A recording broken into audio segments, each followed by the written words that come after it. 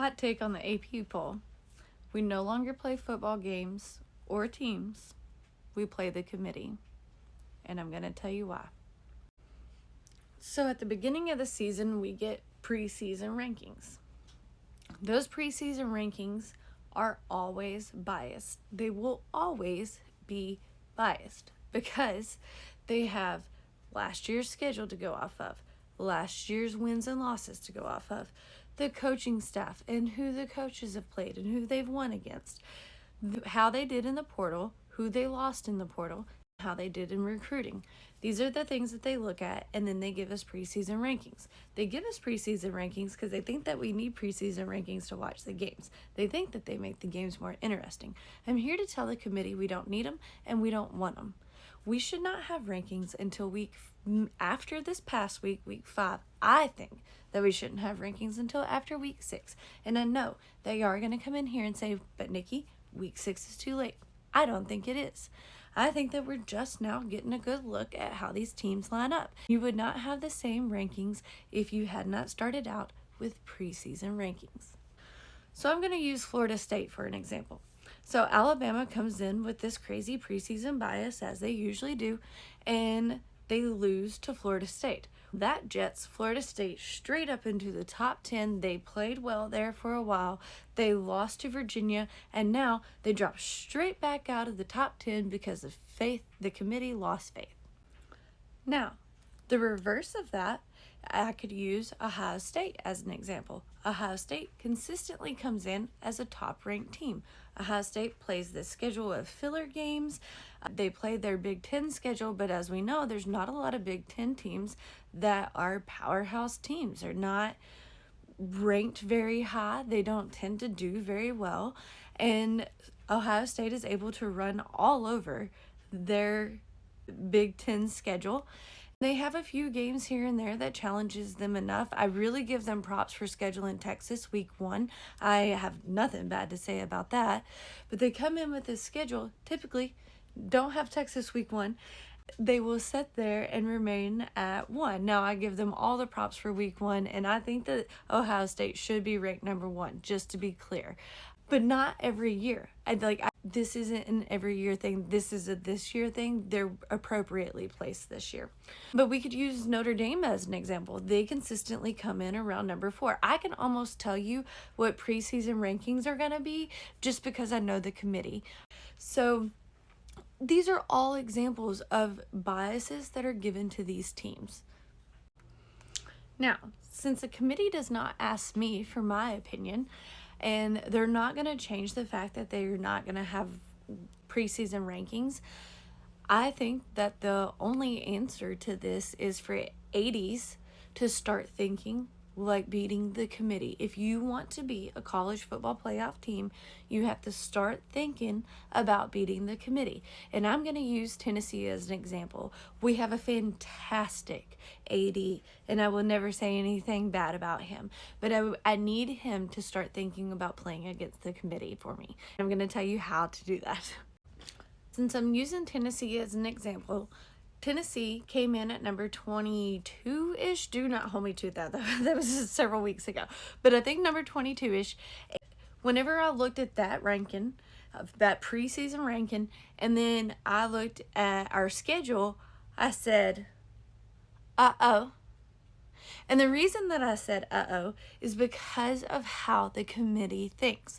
If you come in at 22, you have to look at the teams that are above you and the teams that are on your schedule. If you want to climb that ladder, then the teams that are on your schedule have to be above what you are ranked. You have to beat above teams, right? So whenever they came out and I saw our schedule, there was only at that time 1 or 2 teams ranked above us, and I knew that was an uh-oh. Now, we still have a couple left on our schedule, but that doesn't mean a lot for us. What I have a struggle with is our filler games. Our filler games can no longer be UAB. Can't be Chattanooga, sorry. You cannot fill your games. Can't be Austin Peay if you're Georgia. Can't be Marshall if you're Alabama. You cannot have these filler games. And I understand the need for the filler games. We need the rest. We need the bye weeks, you know. And it spreads the love to the smaller colleges. But I'm sorry, if you want to be competitive for the playoffs, we can no longer fill our schedules with those. Now, the SEC next year will have a 9-game SEC schedule. Most SEC teams are top ranked because they are top teams. They're very evenly spread this year. Mississippi State, they're getting a bad look. Hail State, they put up a fight against Tennessee, but they're not getting a good look because they're another SEC team that might not be as good as some of these other ones, but you just watched them against number 15 ranked Tennessee. They gave them no love for it. So that is the things that I mean, that you have to climb these. They definitely didn't give us any love for beating them in overtime because they have this bias against Mississippi State. You can't do that anymore. The NIL and the transfer portal have changed everything. Mississippi State has just as good of a chance to be just good as Florida. Florida, good Lord. Florida has just good a chance of being as way worse than Mississippi State. But what I was trying to say was Georgia. So short and long of it, I need the committee to start realizing that the NIL and the transfer portal have changed everything. Florida State went 2-10 last year.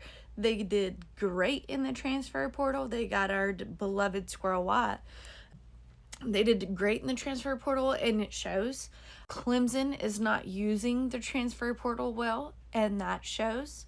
The committee needs to recognize how much the NIL and the transfer portal have changed things. For example, Vanderbilt, they won't ever be bad again. They have all the money in the world. All the money. They will be consistently good in the SEC now. I need the committee to recognize this, but they're not going to. So what I actually need is for the ADs and for everyone, all of us collectively, to start thinking about beating the committee. How do we beat the committee? Well, we beat the committee by scheduling these teams that we know they overrank at the beginning of the year, every year. Start playing them as our off things. Now, another fix to this could be that they just mandated that SEC teams play non-SEC games.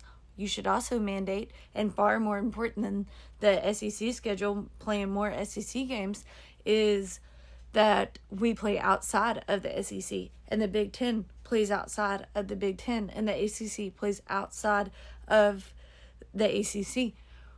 We need to start scheduling these games against each other voluntarily to prove to the committee that they cannot do these preseason rankings anymore. We don't want them. We don't want them. Nobody wants them. The coaches don't want them. It's too much pressure, and they are wrong. And then their season blows up if they lose in week 1, unless you're Alabama. There are so many things that it causes problems with. We need them to fix it, but they're not going to until we start proving them wrong. Let's start proving them wrong together. All right? I love y'all so much. Jesus loves y'all. This was long, but it was so true, so factual. I'm going to try to trim some of it down, but I love you. Jesus loves you. Bye.